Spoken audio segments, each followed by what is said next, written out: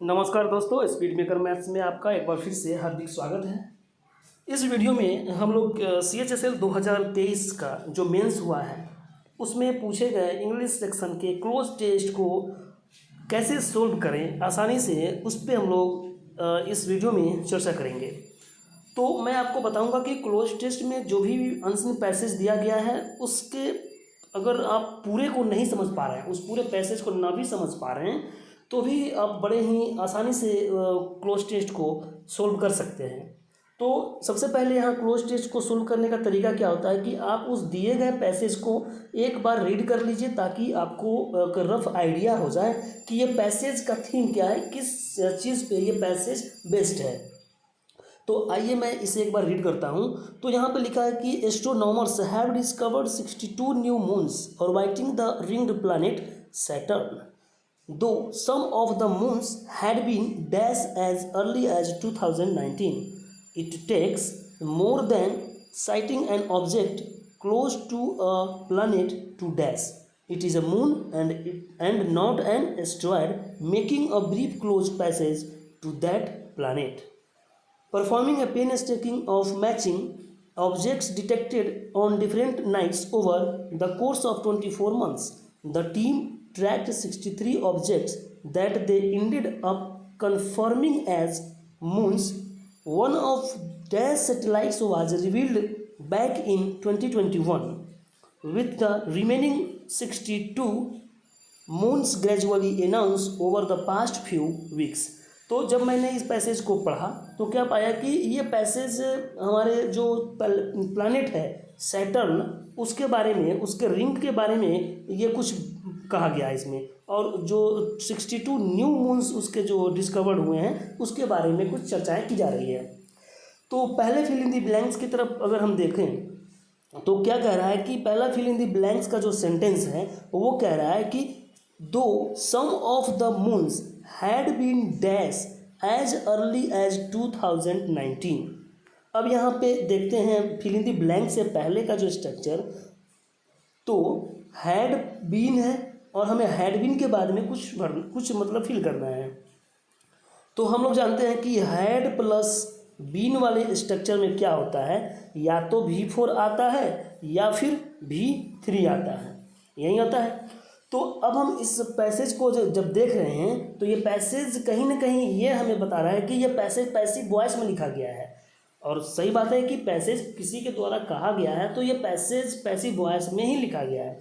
तो हम लोग जानते हैं कि पैसिव वॉइस और ये पास्ट की घटना को बता रहा है, तो पैसिव वॉइस में हैड प्लस बीन के साथ में V3 का यूज हमें पैसिव वॉइस का सेंटेंस देता है। तो जैसे ही हम इसमें V3 ढूंढेंगे तो ऑप्शन नंबर 4 जो है स्पॉटेड, ये V3 है।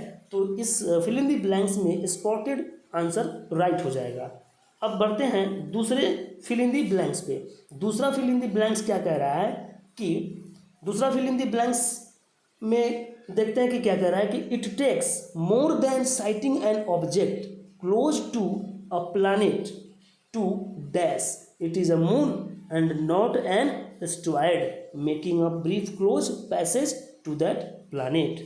तो यहाँ पे जब हम देखते हैं फिल इन द ब्लैंक से पहले, तो यहाँ पे 2 है। तो अब हम जानते हैं कि 2 के बाद में क्या आता है, V1 आता है। अब जब ऑप्शन देखते हैं तो सारे V1 हैं। अब यहाँ पे थोड़ी सी हमें ये देखना पड़ेगा आगे बढ़ के कि आगे क्या कह रहा है कि यहाँ पे अगला सेंटेंस कह रहा है कि performing a painstaking dash of matching objects detected on different nights over the course of 24 months, the team tracked 63 objects that they ended up confirming। यहाँ पे एक सेंटेंस, एक वर्ड आपने देखा कि कन्फर्मिंग का जिक्र किया जा रहा है, कन्फर्मिंग एज मून्स, यानी कि मून्स के लिए वो उसको कन्फर्मेशन यहाँ पे देना है। तो कन्फर्मिंग है, तो अब हम देखते हैं कि कन्फर्मिंग का कोई वर्ब इसमें मौजूद है क्या। तो देखता हूं कि कन्फर्म यहाँ पे जो है इसका V1 मौजूद है, तो इसीलिए इस fill in the blanks number 2 में कन्फर्म हमारा राइट आंसर हो जाएगा, क्योंकि आगे कन्फर्मेशन की बात कही जा रही है। अब तीसरे फिल इन द ब्लैंक्स की तरफ अगर चलते हैं तो तीसरे फिल इन द ब्लैंक्स में क्या कहा जा रहा है।